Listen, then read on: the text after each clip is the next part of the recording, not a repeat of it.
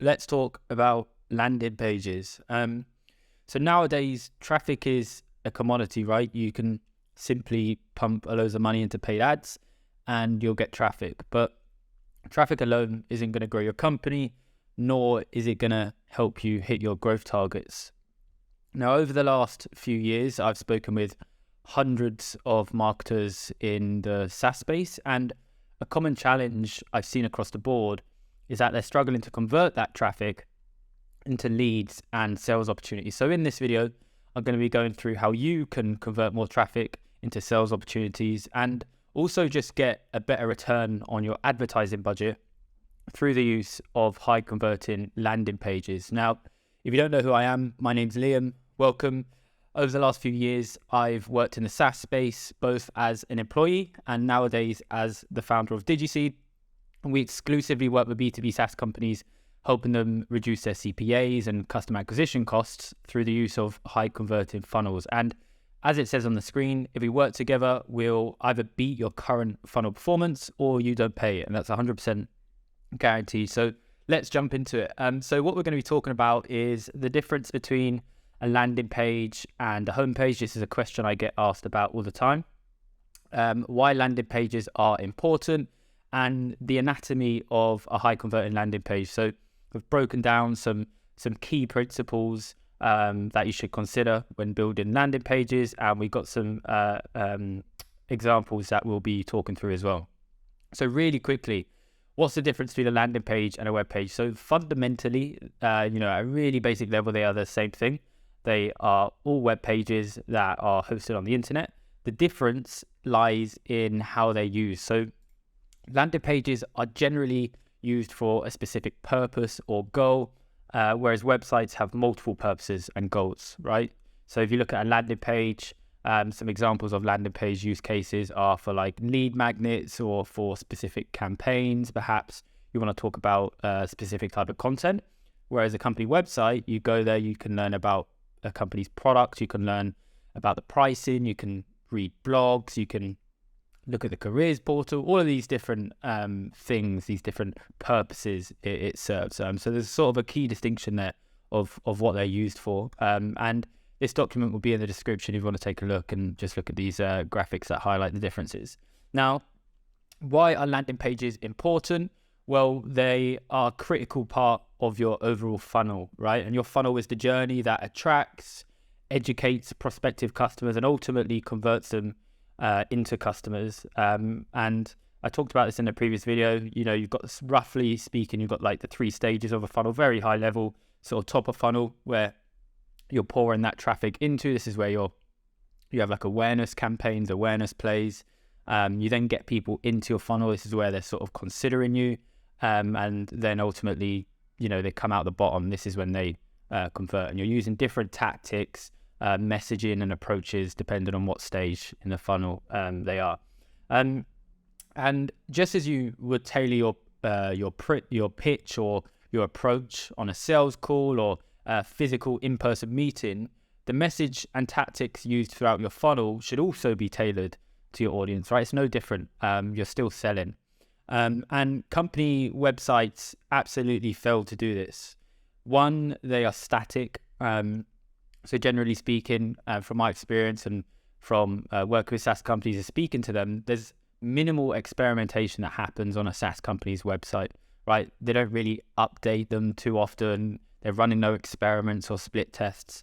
And secondly, your website is very two-dimensional, right? It speaks to everybody in the same language. It has no consideration for if somebody's, a cold stranger that has never heard of your company before, all the way to, a red-hot lead who's ready to purchase. It has no consideration for them. It speaks to everybody in the same language. And this is why SaaS companies struggle to convert traffic from their website, right? Because they're exclusively sending traffic to it, regardless if it's cold or hot. And the messaging on that website is only resonating with a small percent of the market. And we'll talk about that in a second. Now, on the other hand, landing pages enable you to tailor your message to those different audiences, to cold traffic versus warm traffic versus hot traffic, or really just, different types of campaigns. It allows you to have tailored messaging. So the messaging on your landing page can be congruent with the advert that got them to that landing page, or the emails you're going to send them. And here's an example of how that would look, right? You have these dedicated landing pages based for specific campaigns or perhaps specific channels. This could be Google, this could be Facebook, this could be TikTok. Generally speaking, traffic that comes from Google is high intent because how they discovered you is through searching keywords, either related to your brand or exact keywords, like your brand, your company's name. And so they're high intent. And so these are warm or hot leads. And so really we want to be like pushing for the sell there, pushing for the conversion, getting them on that demo, getting them on that sales call, getting them to start that trial, whatever your growth model is. Whereas traffic on like Instagram and Facebook, well, again, generally speaking, it's going to have lower intent than people on Google because they're not searching for your company. They're just scrolling through their feed and your advert pops up. And so really we want to be speaking to these people in a different language. Similarly, say if you are running different campaigns, you're not just sending traffic to your website, you want them to download pieces of content, or perhaps there's something, you're promoting. Well, then you can send them to a landing page that only talks about that specific thing, rather than send them to your website, where next thing you know, they're reading your blogs and they're in your career portal, and they've completely forgotten why they landed on your website in the first place. And ultimately, why landing pages are important comes down to two things. Number one is awareness. So it's critical that you consider the awareness, the intent, or the motivation of your audience when advertising. And the 5 stages of awareness by Eugene Schwartz helps us visualize these stages that buyers go through. And I'm not going to take a deep dive into this because it could be a whole video by itself. If you'd like me to do that, drop a comment, and I'll be more than happy to do that. But at a real high level, every single buyer goes through these 5 stages of awareness, right? So they start off, like unaware, so they don't know a problem exists, and so they certainly don't know a solution exists or a product provides that solution. And then they go through the stages of awareness to where they've identified that problem, they've identified solutions that solve that problem, and they've also identified SaaS companies, vendors that provide that solution that solves that problem. And so only 3 to 5% of the market is over here on the right, actively looking to buy a SaaS product, right? These are the hot leads that are typing in high intent keywords in Google, and they're probably already in discussions with multiple SaaS vendors. They're hopping on demos, they're doing side-by-side comparisons. But the majority of the market are over here on the left. They are at the beginning of the buyer's journey, and they most likely don't know who you are or what problems you solve. And in a lot of cases, they haven't even acknowledged there is a problem to solve in the first place. And so when marketing to this wider segment of the market who have less intent and less awareness, sending them directly to your website, it's not optimal because your website is filled with hard calls to action, like book a demo, sign up, right? You're going straight for the pitch. They don't even know a problem exists in their life. They don't even know who you are. And the first introduction to them is you're trying to sell to them. And so this is no different than sending a cold email or like a cold DM on LinkedIn or whatever platform to a complete stranger. It's no different than that. And it's just going to lead to low conversions. Now, you might think, well, those low conversions are still something. Can you be right? Really, you should be doing that to some people. A 2 to 3% conversion rate with tens of thousands or hundreds of thousands of visitors every month, that's still a number of conversions. But in the context of paid advertising, you're just going to drive your CPAs and your customer acquisition costs through the roof because you're paying for all of this traffic and you're sending them to a place where most of that traffic is exiting, it's bouncing.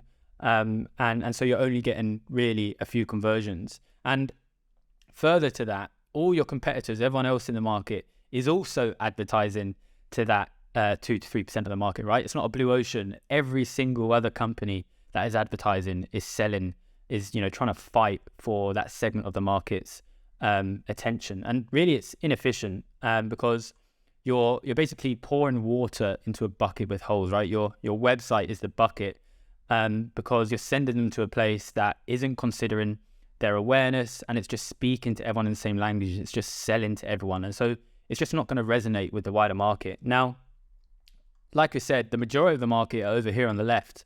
And so there's a whole other 90% plus of the market that you could be tapping into, rather than just trying to sell to everyone, rather than just trying to sell to that, 2 to 3%. And landing pages can help you with this. They can be used as a destination to send that colder traffic, that instead of pushing straight for the sale like your website does, they can complement your awareness, your top of funnel campaigns, maybe even your middle of funnel campaigns, by building that awareness, stirring up the demand, agitating the problems they're facing, planting that seed so they start, thinking what is life like on the other side. So they start to look for solutions. And depending on how you want to use them, you can also capture some of that demand.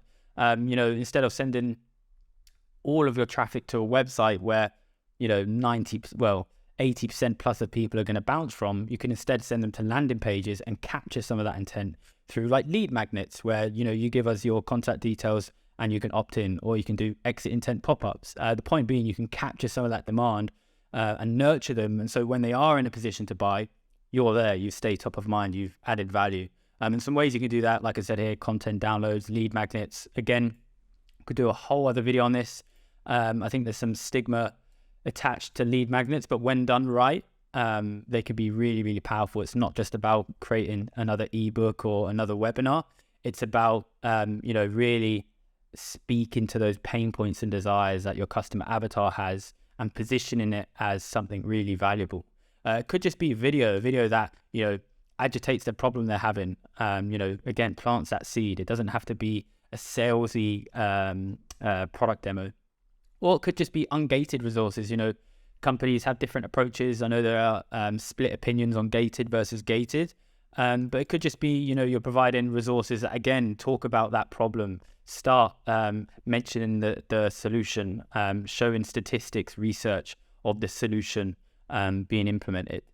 So that's awareness, something really, really powerful to consider. You need to understand what is the conversation that your customer avatar is having in their head, and your messaging needs to meet that conversation rather than the other way around, which a lot of SaaS companies get wrong. And then secondly, attention. So websites are the information desk of your company, right? They have all of this information, and they're simply filled with distractions. And this is, this could be great if you want somebody to learn everything about your company, A to Z, know what roles you're hiring for, what blog posts you write, your privacy policy, all this kind of stuff. But it's not great if you're spending tens of thousands, hundreds of thousands a month on paid traffic, and you want to optimize those campaigns for specific conversion objectives. And at scale, at that top end, tens of thousands, hundreds of thousands of pounds per month on advertising, just a small change in your conversion rate can have a massive impact.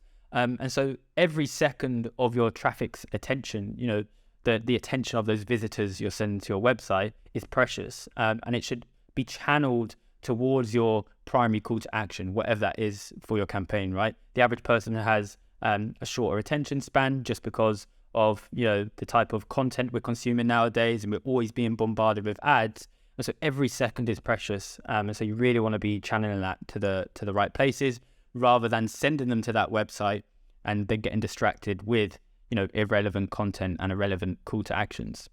And so instead of exclusively marketing to that 3 to 5% of the market that everyone else is marketing to, by using landing pages in parallel with a full funnel strategy, you can cast a wider net, so tap into the wider segment of the market and start creating and capturing demand from it. So again, when they are in a position to buy, you've been there, you've captured that intent, and you're nurturing them and you're adding value, because they're going to buy eventually. And so why shouldn't it be from you?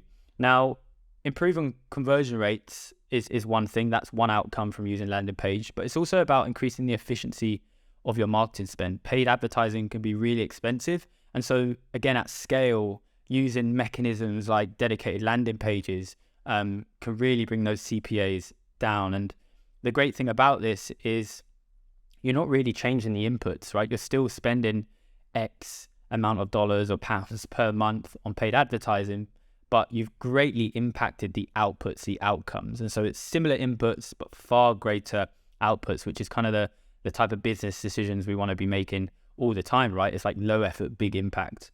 And now let's talk about the anatomy of a high converting landing page. So this is just sort of based on our experience working with, several B2B SaaS companies. And we live and breathe this. This is what we do to build our high converting landing pages. And so let's break it down. So we've got these sort of 5 key pillars: effective value propositions, no-brainer offers, social proof, clear call to actions, and persuasive copywriting.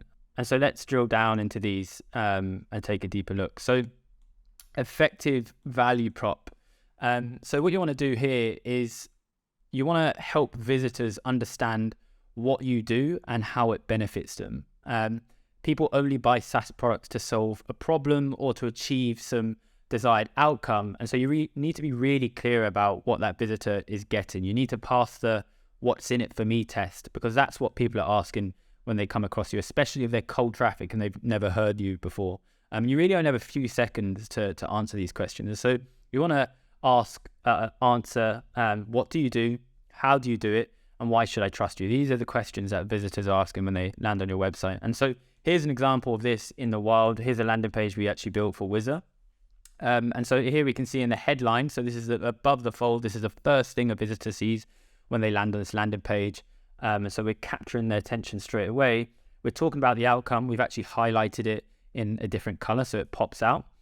So how to scrape 2,500 daily leads and save 10 hours per week. So we're not just, and we're going a layer deeper here. We're not just saying, hey, how to scrape more leads or how to do prospecting. We're quantifying the outcome. And it's a high quantity, and so we're capturing their attention, and we're also talking about outcomes they actually care about. So they care about leads, they care about saving time. So we're not just chucking any kind of outcome out there, and this is all on the back of deep qualitative research. So we're talking about the outcome that they're getting. So we're answering that. What do you do?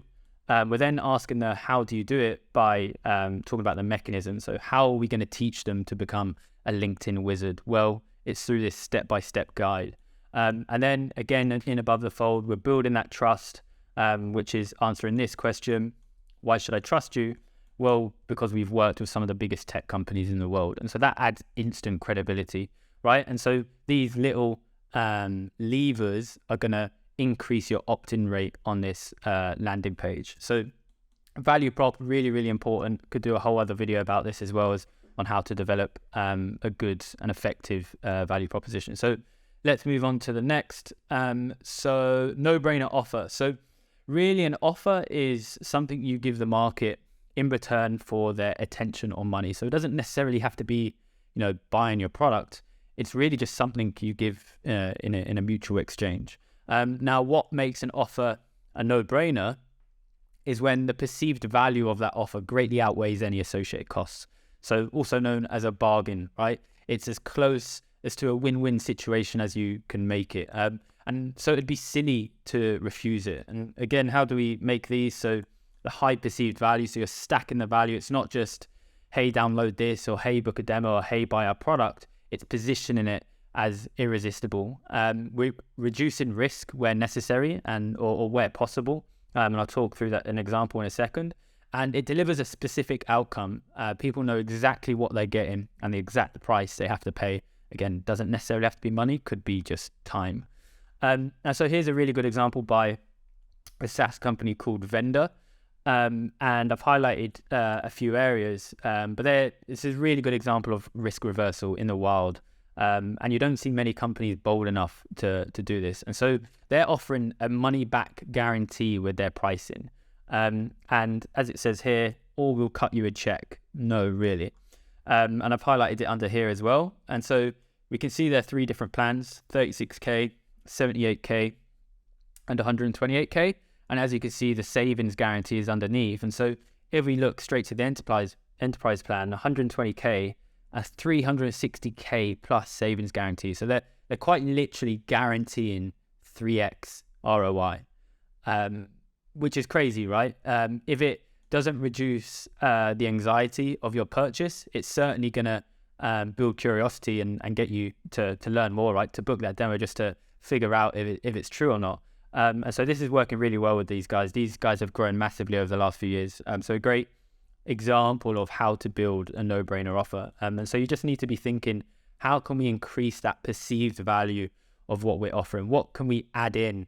And really, you should be going to the point where it almost feels uncomfortable, where you feel like you shouldn't be giving this away for free. That's exactly where you want to be, because nobody else is going to be willing to do that. And just on the risk reversal, some people are sometimes hesitant to, offer a money back guarantee or whatever. And it doesn't necessarily have to be money back guarantee, but the best way to think about this is, if you had an unhappy customer and they're like, guys, I really hate your product, or I really haven't seen value in it.